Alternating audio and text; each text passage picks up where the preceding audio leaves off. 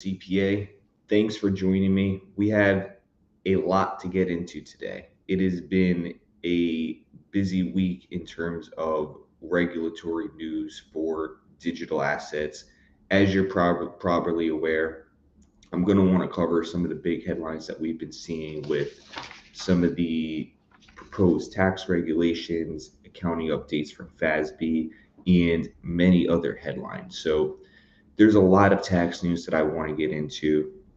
Also, a couple insights from things that I'm seeing in my practice at Camuso CPA with clients and potential clients. We can discuss some of those subjects as well, along with, I think, a couple other interesting items that I've come across over the past week or so. So let's get right into it here. I'm going to attempt to share my screen here. It should be this one. Get that.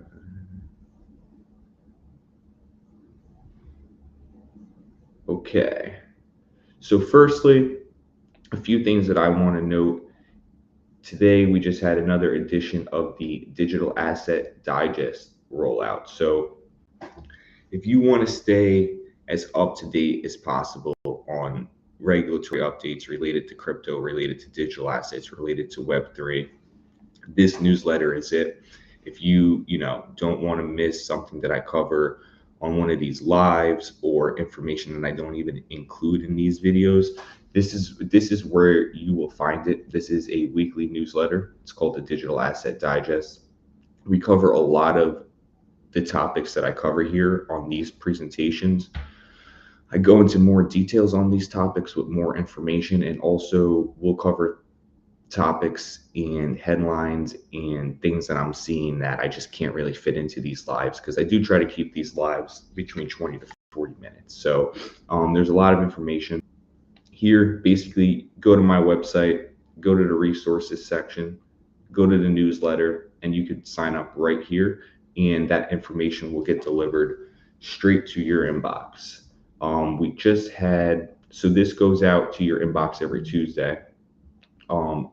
Also, this is reposted to LinkedIn every Thursday. So we just had one of the editions go out today, and you can see here, sort of get an idea of what we're including in them. We have information on broker regs, some taxpayer issues, some other updates. So these are very focused on specifically on tax and accounting topics and regulatory topics, and I try to add a lot of value in these. So definitely check it out. Let's see here.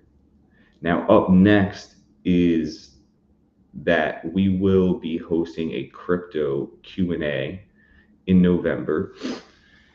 And this is a little different from these lives that I'm doing, where I'm very open to input from questions to anyone, but I usually come with things that I want to speak about that I'm seeing in the marketplace. And really, what my design for this is to be fully focused the whole time on answering your questions. I've had many people reach out to me with input already and with questions that they want to see answered. So if you have questions, reach out to me or comment on this post. I'm compiling them. I'm going to take the best ones and I'm going to answer it during this LinkedIn audio event. And during the event, as more questions arise, you'll have the opportunity to ask them live during this audio event as well. So we have about 275 attendees or so right now. This is growing every day. There's going to be a great turnout to this. So again, I encourage you guys to check that out. So let's start to get into the headlines here. Or I guess before we get into the headlines, one other thing that I would mention is that we are in the home stretch for 2023. So we have the 9/15 tax deadline and we have the 10/15 tax deadline. If for some reason you are not already working towards that deadline and you need tax or accounting assistance, contact me and my team. Obviously, you're up against a tight deadline, but we will do our best to help you as quickly as possible.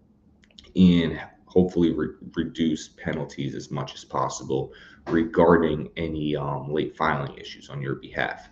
More importantly, if you're looking to get ahead for next year, we need to start year-end tax planning. We need to start year-end accounting if you haven't been keeping your accounting up to date on a month-to-month basis, to really start to get everything prepared for next year Q1 when tax season comes. Trust me, it comes a lot faster than you may think sitting here today. Once the seasons change and the holidays come, you basically blink and then tax season's here. So don't let it sneak up on you. So now let's get into the headlines. So this is the first one. Long awaited Bitcoin accounting rules to capture rises and dips. So this is from Bloomberg.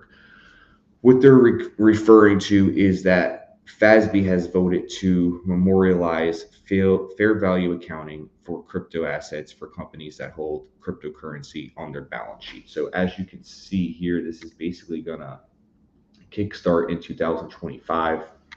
This is great news. I've been watching these proposed changes very closely. I've commented on them in places like Accounting Today and other media publications. So this has been something that I've been watching very closely. And the reason why this is so great for our industry is because historically, companies that are tracking this for tax purposes, and I'm just stopping my screen for a second, companies that are tracking these for tax purposes would have to declare an impairment loss, but they wouldn't be able to report rises in value of crypto assets on their balance sheet. So, picture companies that want to add crypto to their balance sheet. It puts them in a bad position from a financial reporting standpoint because they're going to have to show any decreases to the value of these assets on their balance sheet, but they won't be able to show the rises or the appreciation of these assets on their balance sheet. So from a financial reporting perspective, it put companies at a disadvantage to holding these assets on their balance sheet because it didn't really give the clearest picture that it should to investors. So this has been a long time coming, but FASB has updated this as of 2025. They're going to be able to report at fair value. So any appreciation or any losses will both be reflected in the financial statement. So this is very good because I believe this can lead to a larger level of adoption with corporations holding Bitcoin and holding other assets on their balance sheet, because now they're not at this disadvantage from a financial reporting standpoint to do so. So I was very, very pleased to see this. I thought that was great news. Let's get back into this article here.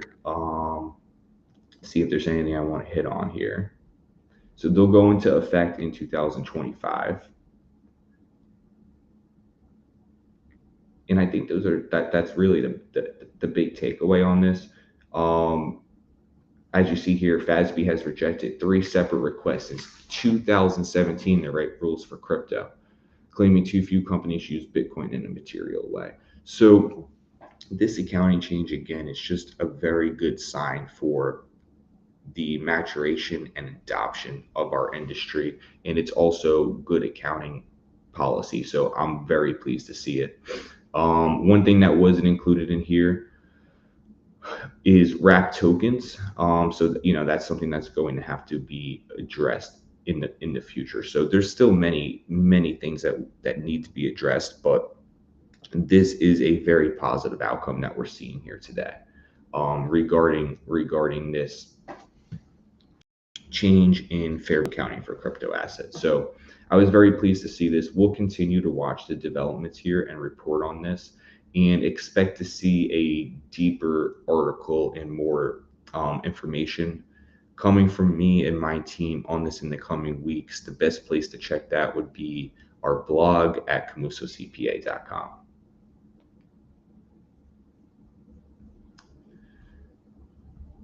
So this you'll see here is sort of another big piece of news on the crypto front, and that is that the Treasury and IRS have issued proposed regulations on reporting by brokers for sale or exchanges of digital assets. So this is big news. I'm sure you've seen a lot of people talking about it. There's a lot of mixed opinions on it. So I've been diligently reading through these proposed regs, making my notes on them. Um, these are lengthy, so obviously we're not going to go through the whole thing here. Even my comments on this are going to be outside of the scope of this live here. I really want to just hit on very high level points. It's about 280 pages or so. So I will be doing my own write-up on this again at camusacpa.com. We're going to go over all of the specific points. I haven't really put this together yet, but Legible has done a great write-up on this, and that's sort of what I'm going to use today here to try to hit on some of the high-level points regarding this. So really the big thing is this reporting is introducing Form 1099-DA, which is going to require entities that are defined as brokers to start reporting taxpayer information to the IRS, including proceeds and cost basis related to digital assets. Now, the reason that there's a lot of controversy around this has a lot to do with who's included in the broker definition. So who's not included in the broker's definition is miners and validators, which that was a point of contention in the past where people were arguing against that. It doesn't appear that brokers are going to be included in this definition, but it appears that many decentralized exchanges will actually be included in the regs, which causes a lot of issues, and a lot of people are displeased with seeing that. DAOs can also be included in this definition. And so really, looking at these definitions, that's who's going to dictate who has to report. And the devil is in the details here. So right off the bat, some protocols that are being included in this definition, a lot of issues arise on how are they going to report, since there's no centralized entity that's managing some of these decentralized protocols. They don't have taxpayer identification numbers, yet they're going to be required to report to the IRS. A lot of people are saying that this is going to stifle innovation in the US because of these, what many believe to be unreasonable reporting standards, are going to lead to a lot of these protocols just not accepting US customers to try to avoid the reporting standards altogether. So, there's a lot of controversy around this now. Additionally, then we get into the definition of what is a digital asset. So included in this scope is cryptocurrencies, NFTs, stable coins, tokenized or real estate, tokenized security, and commodities overseen by the CFTC. So this definition of digital assets, again, it's going to create a whole host of issues and considerations that really need to be examined in a very detailed manner. For instance, NFTs being included in the digital asset broker regulations, it's going to require all of this reporting for brokers that are facilitating NFTs. NFTs many times are not really going to, their main function really isn't going to be as a financial instrument. You can have an NFT that just represents a shoe that you purchased or a piece of artwork that you purchased, and now these are going to fall under the broker regulations. So these two definitions right here, what is the definition of a broker? What is the definition of a digital asset? This is a huge factor that's going to impact a lot of their reporting. One thing that was not included here was wash sales. I've been saying for a while now that there's a huge focus on wash sales. I won't be surprised when and if we see future regulations on wash sales. So this was not included here, but this is something to watch out for in the future. So like I said, this is 282 pages. There's 6 months of review and comments on this. So this is going to be a developing area, and um, here's a great timeline on it. So it's really going to start in 2025 that brokers begin tracking new sales of digital assets. Then in 2026, brokers make their first reporting of 2025 digital assets. And then in 2027, brokers make first reporting of the 2026 sale of digital assets with the cost basis information. So this is going to take years to roll out, and that is due to the cumulative nature of tracking the cost basis data, something that goes overlooked currently by the market at large, whether we're talking about CPA firms, taxpayers, softwares.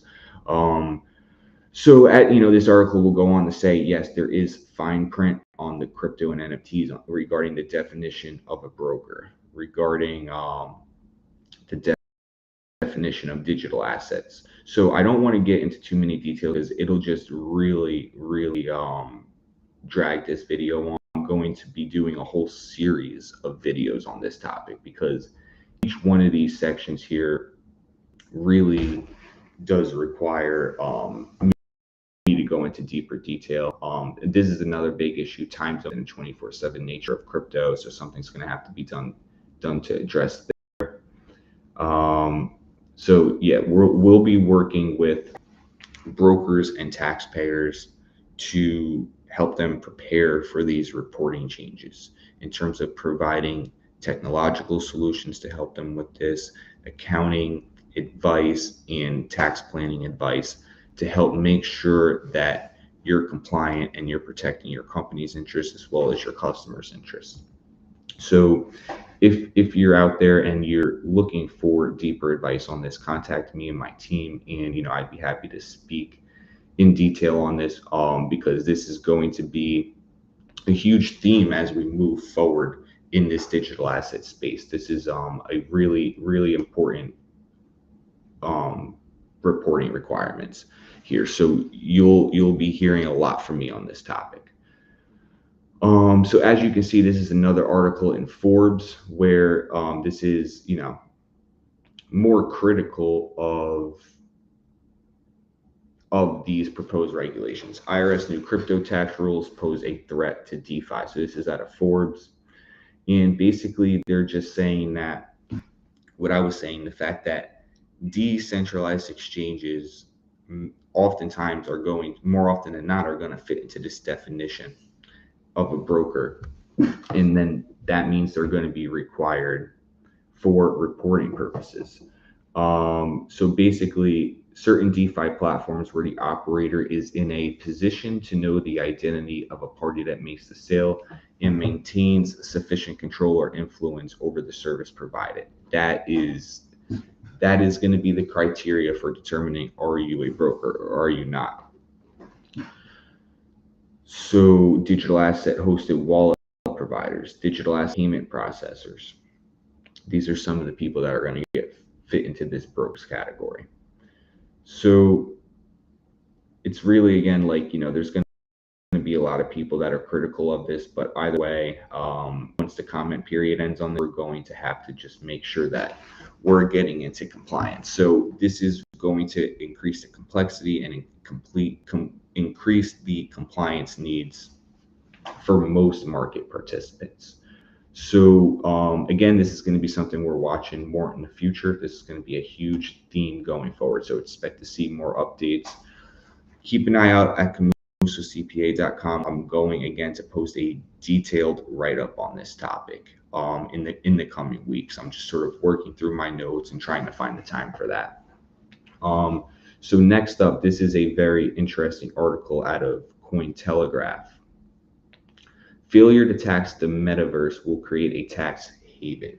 So this has been something that I've been discussing over the past couple of years, is that the metaverse creates a whole new set of tax challenges related to reporting and jurisdiction and a whole host of tax issues and some of those are being being discussed here in this article. So this is a Harvard legal scholar who recently published a paper detailing arguments for not only taxing the metaverse, but treating it as a laboratory for experimenting with cutting edge policies. Now, this I think is important because we need to be aware that as we start to move into these new frontiers of business and finance, everything starts to become up for grabs. And some people think that because there aren't clear regulations and guidelines for taxpayers in the metaverse with digital assets, that this can work for taxpayers because, oh, there's this gray area, but it also can work against you as well as a taxpayer. And I've done other videos where I explain why that's the case and why that's usually the case. This is interesting because now we're going to see regulators come into these spaces and new policies get set. And this is an opportunity to either, continue along with the same types of policies or introduce new policies that can really increase taxes or reduce taxes. Now, what's being advocated for here in these cutting edge policies is really to increase taxes. So in this paper, it's argued that the metaverse allows participants to create and build wealth entirely within its ecosystem. And it continues to go on to say that, the metaverse has the ability to record all digital activity and track individual wealth. Basically, that's going to be via the blockchain. And this means that governments can track and tax income immediately upon receipt. And she also goes on to recommend changes to how taxes are realized. Um, Currently being taxed on legalization or engaging in a taxable event such as a withdrawal. So under her proposal, they want to tax gains immediately upon receiving them. Basically, they want to tax unrealized gains and unrealized income, even if you keep them in the metaverse. So, this is an example of new tax policies getting introduced that can lead to more taxes. And it's why we do want clear tax regulations and we want them to be reasonable and we want to be participating in that conversation. So, this article really is going over some of the challenges about reporting in the metaverse, but then also using very aggressive tax structure. And, it's probably not going to be the last that we see proposals related to this. So this could sort of cut both ways regarding the novelty of this whole entire space here. This is another interesting article, more of a warning. Tax Watch Overdog says IRS botched oversight for taxpayer records. So an IRS watchdog report alleges that many microfilm cartridges that contain key tax records and sensitive information have been mishandled by the IRS. The worrying findings raise bigger questions about why the IRS continues to use microfilm technology in its record-keeping processes in 2023. Although the IRS does have plans to eliminate its need to produce and store microfilm, it's likely the tech will remain in use for several more years. So basically, when you're sending in your taxes to the IRS, they have to store these tax documents. Now, as a taxpayer, you're supposed to store them for 3 to 7 years. The IRS itself is storing your records for 30 years and businesses for 75 years. So, they have a huge need in terms of how they store this data. And apparently they're using microfilm to store the data. And this record keeping process has failed to appropriately safeguard the sensitive information. There's been at least one center reportedly being stored. There's records in at least one center reportedly being stored in a warehouse setting that left them in a vulnerable position to be exploited by fraudsters. So people have access to these and they're able to get the information. So, this isn't a good sign. We want to see the IRS, especially with all the funding that it's recently received, to update these processes, because this really is a value add to taxpayers, protecting their information from identity theft. So hopefully this is something that gets changed in the future. It is something to be aware of. Honestly, there's not really much that you can do. It's something that's going to need to be changed on the IRS's side.